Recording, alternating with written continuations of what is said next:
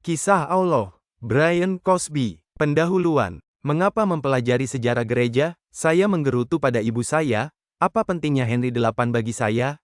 Saat itu umur saya 17 tahun dan sedang mempelajari sejarah Eropa di sekolah. Sebagai mata pelajaran yang paling tidak saya sukai, tampaknya sejarah benar-benar tidak berguna dan tidak relevan. 3 tahun berlalu dengan cepat. Sekali lagi, saya harus kembali mengikuti mata kuliah sejarah, walaupun kali ini sebagai mahasiswa baru di Universitas Samford di Birmingham, Alabama. Samford mengharuskan semua mahasiswanya untuk mengambil sejumlah mata kuliah dasar, termasuk sejarah. Apapun alasannya, saya berterima kasih kepada sang profesor. Cerita-cerita masa lalu menjadi hidup dan saya menjadi semakin dan semakin terpikat dengan orang-orang, gerakan, dan peristiwa-peristiwa penting yang transformasi kebudayaan dan peradaban.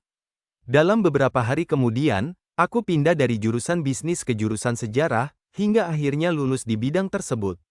Mungkin saja kalian berada di posisi yang sama menanyakan, mengapa mempelajari sejarah? Buku yang sedang kalian pegang ini adalah gambaran singkat mengenal sejarah gereja Kristen, yang menyebabkan kita bertanya, mengapa mempelajari sejarah gereja? Pertanyaan ini wajar. Izinkan saya memberikan 4 alasan mengapa saya percaya bahwa mengetahui sejarah gereja itu sangat bermanfaat. Pertama, mengetahui sejarah gereja menolong menjelas identitas kalian. Siapakah umat Allah? Dari manakah kalian berasal? Dengan beranggapan bahwa kalian adalah orang Kristen, kalian telah dilahirkan kembali ke dalam sebuah keluarga yang multi-etnis yang tersebar di seluruh penjuru dunia. Sejarah gereja mengarahkan kita kepada Allah yang memilih umat bagi dirinya sendiri sejak sebelum dunia dijadikan. Gereja yang merupakan mempelai perempuan dan tubuh Kristus terdiri dari mereka yang dipanggil keluar dari dunia untuk menjadi umat kesayangan Allah.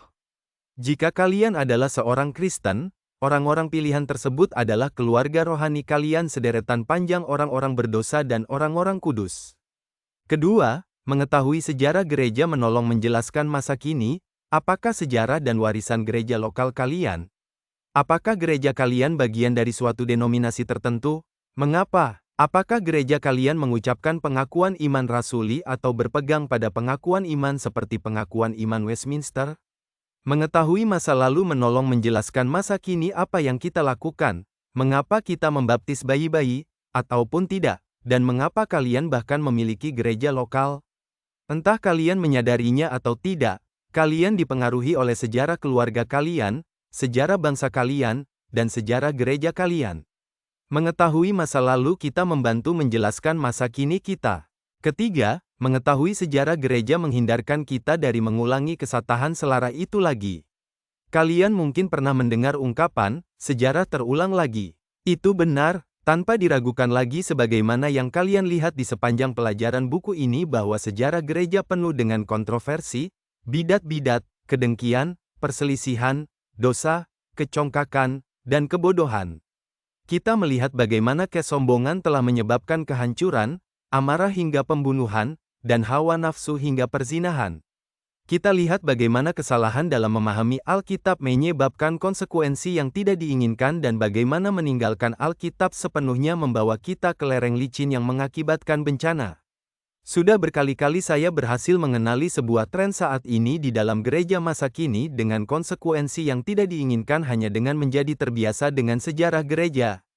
Mengetahui bahwa masa lalu menolong menjaga kita dari mengulangi kesalahan yang sama di masa sekarang dan yang akan datang.